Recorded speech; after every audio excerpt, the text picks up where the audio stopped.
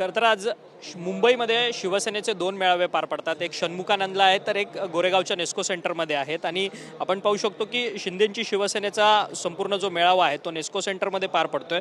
प्रकाश महाजन असतील, राम रेपाळे असतील, मुरजी पटेल असतील, हे असंख्य नेते मंडळी या ठिकाणी उपस्थित आहेत. प्रकाशजी, खरं तर शिंदेंचा शिवसेनेचा मेळावा पार पडतोय. ऑपरेशन टायगर होतं, त्या अनुषंगाने संजय राऊतांकडे वारंवार टीका केली जाते. संजय राऊतांकडनं ज्या भाषेचा प्रयोग केला जातोय त्याबद्दल काय सांगाल? संजय राऊतच नाही, संजय राऊतचा रोग आता अरविंद सावंतला सुद्धा लागला आहे. काल एका चांगल्या प्रसार माध्यमाच्या प्रतिनिधीला बोलताना त्यांनी जी भाषा वापरली, याचं लक्षण असं आहे की आदमी जब बाहर जाता तो सबसे पहिले उसकी अकल मार खाती है. त्याच्यातला हा प्रकार आहे. परंतु ज्या पद्धतीने मराठवाड्यामधले दोन खासदार फुटलेले आहेत, तर दोन ते तीन खासदार फुटलेले आहेत, त्याच्यावरतून सातत्यानं म्हटलं जातं की पैशांचा मोठ्या प्रमाणात वापर केलेला आहे. जवळपास 30-35 कोटी रुपये ॲडव्हान्समध्ये देण्यात आलेले आहेत आणि त्याच्यानंतर हा आकडा जवळपास 100 कोटींपर्यंत पोहोचला जातो. मूर्खासारखं बोलतो संजय राऊत. ते काय मशीन घेऊन मोजायला होता काय तिथे? संजय राऊतने काय सांगितलं ते त्या खासदारांनी ऐकलं. संजय राऊत काय म्हणले शरद पवारला मूळ पक्षाचा, ममता बॅनर्जीला काय म्हणले मूळ पक्षाचा. आता ते मूळ पक्षात वापस आले ना शिवसेनेत, त्याने ऐकलं ना संजय राऊतचं. संजय राऊतला एवढा वैताग करण्याचं काय कारण आहे? संजय राऊतच्या बोलण्याला तुम्ही लोक गांभीर्याने घेतात, खाली कुणीच गांभीर्याने घेत नाही. परंतु एकीकडे सातत्यानं ही फूट पडते, तर ओमराजे निंबाळकरांनी आपली भूमिका स्पष्ट केली आहे. उद्धव ठाकरेंचा आजारपण ठीक आहे, मान्य झालं, परंतु आदित्य ठाकरे तर चांगले आहेत, त्यांनी खरं तर घराबाहेर पडावं असं त्यांचं म्हणणं आहे आणि त्या संदर्भातली भूमिका व्यक्त केली. त्याच्यावर मी काय बोललो पाहिजे सांग? ते घराबाहेर पडतच नाहीत, ही तर सगळ्यात मोठी अडचण आहे. त्यांना घरात बसून सगळं मिळाल्यावर घराच्या बाहेर कशाला पडतं?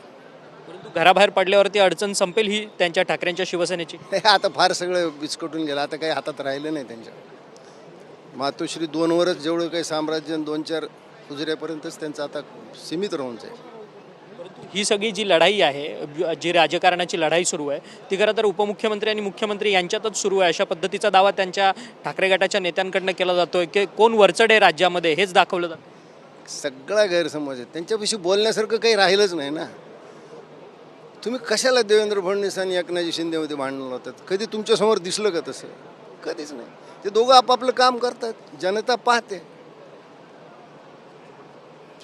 आत्ता उबाटा गटाजवळ गट म्हणतो मी, बोलण्यासारखं काही राहिलेलं नाही. ते कुणाल कामरा कोण होता, तो फार रिक्षा करत होता ना, आता बांद्र्याची रिक्षा झाली बघा. एक राज्यसभेचा पुढे चालवायला आणि लोकसभेची 3 मागं बसायला, याच्या पलीकडे आता पक्ष राहिलेला नाही. राम रेपाळे आहेत. राम रेपाळेजी, बॅकबोन म्हणून तुम्ही सातत्यानं काम बघता पाठी एकनाथ शिंदेंचं. खरं तर ही संपूर्ण शिवसेना वाढवण्यामध्ये अनेक लोकांचे हात आहेत शिंदेंच्या पाठी, परंतु तुमच्या पक्षावरती जी सातत्यानं टीका होते त्याकडे कसं पाहता? ज्यांना काही काम नसतं ते टीकेचं काम करतात. जसं संजय राऊत साहेबांनी जर पक्षाचं काम केलं असतं तर ही वेळ आली नसती.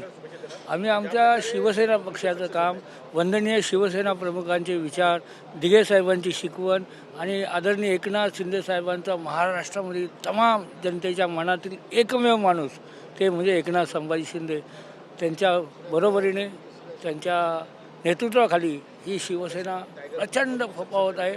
आपण बघाल पुढच्या काही काळामध्ये, मी 2 महिन्यापूर्वीच बोललो होतो की ऑपरेशन टायगर तर होणारच आहे, परंतु राहिलेले आमदार, नगरसेवक, ग्रामपंचायतपर्यंत सगळे शिंदे साहेबांना लाईक करतात, त्यांना आवड आहे त्यांच्या नेतृत्वाची. त्यांच्यासाठी लोक 5-5, 6-6 तास वाट बघत असतात आणि यांच्याकडे कुठं जायला तयार नाही. ही अशी परिस्थिती आहे. मुरजी पटेल आहेत आमदार. मुरजी पटेलजी, आता तुमच्या विधानसभेमध्ये उबाटाचे 20 आमदार आहेत आणि त्याचसोबतच नगरसेवक म्हणून महापालिकेमध्ये जवळपास 60हून अधिक नगरसेवक त्यांच्याकडे आहेत. हे देखील तुमच्या शिवसेनेच्या संपर्कात आहेत का आणि कुणी तसा संपर्क तुमच्याशी साधला आहे का? टायगर 1 झाला, टायगर 2 झाला, 3 आणि 4 लवकरात महाराष्ट्र समोर येईल. कारण लोक आमच्या समोरून येतात, आम्ही त्यांना तोडायला किंवा त्यांना बोलायला जात नाही. त्यांची इच्छा आहे की शिंदेसाहेबांचे नेतृत्व त्यांना मान्य आहे. लवकरात लवकर महाराष्ट्रात हा दिसेल. परंतु एकीकडे असं सुषमा अंधारे असं म्हणतात की खरं तर मुख्यमंत्री विरुद्ध उपमुख्यमंत्री ही सगळी लढाई सुरू झालेली आहे. राज्यामध्ये वरचढ कोण आहे ह्यासाठी खरं तर केंद्राकडनं पाठबळ एकनाथ शिंदेंना दिलं जातं. सुषमाताईंनी स्वतःचा गट सांभाळावा, बाकी महायुतीची चिंता करण्याची गरज नाही. सक्षम आहे मुख्यमंत्री आणि उपमुख्यमंत्री दोघे. महायुतीमध्ये चांगली एकी आहे आणि दोघे भाऊ म्हणून काम करतात, महाराष्ट्राचा विकास करतात.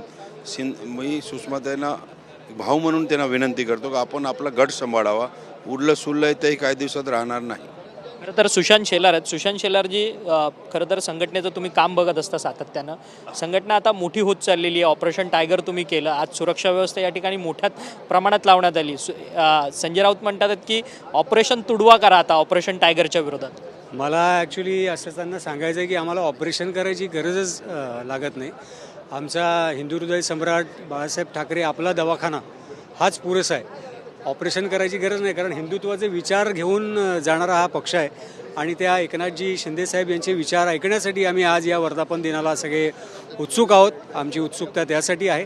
त्यामुळे ते तुडवा बुडवा आणि अजून काय काय बोलतील याच्याकडे लक्ष देण्याची काही गरज नाही, कारण आमचे साहेब शिंदेसाहेब ह्या सगळ्या गोष्टींकडे लक्ष देण्यापेक्षा काम करण्यावरती जास्त भर देतात. खरं तर पण हे जे खासदार 6 फुटलेले आहेत हे आजच्या तुमच्या सगळ्या वर्धापन दिनाच्या व्यासपीठावरती दिसतील. मला असं वाटतं प्रत्येक शिवसैनिक जे बाळासाहेबांचे हिंदुत्वाचे विचार पुढे घेऊन जाणार आहे, तो प्रत्येक शिवसैनिक शिवसेनेसोबत या पुढच्या वाटचालीसाठी 100व्या वर्षाच्या वाटचालीसाठी आपल्यासोबतच दिसेल. तर धन्यवाद, तुम्ही आमच्याशी बातचीत केली. सर्व शिवसेनेचे नेते होते जे एकनाथ शिंदे यांच्यासोबत धडाडीने काम करत असतात सातत्यानं. ते राम रेपाळे असतील, प्रकाश महाजन असतील, त्याचसोबतच अनेक या ठिकाणी शिवसैनिक आपल्याला पाहायला मिळतात. प्रत्येकाने आपल्यासोबत प्रतिक्रिया देताना म्हटलं की एकनाथ शिंदे काम करणारे नेते आहेत, त्यामुळे त्यांच्या काम करण्याच्या पद्धतीकडे बघून सर्वच जे आमदार खासदार असतील ते कुठेतरी संमोहित होतात आहेत आणि आमच्या पक्षात येण्याची ते स्वतःहून मागणी करतात. त्यामुळे हे सगळे पक्षप्रवेश जे आहेत ते होताना पाहायला मिळतात. अशा पद्धतीचं मत जे आहे ते एकीकडे या सर्व शिवसैनिकांनी आपल्यासोबत दिलेली आहे. व्हिडिओ जर्नलिस्ट कृष्णा सह अक्षय मंकणी, TV9 मराठी, मुंबई.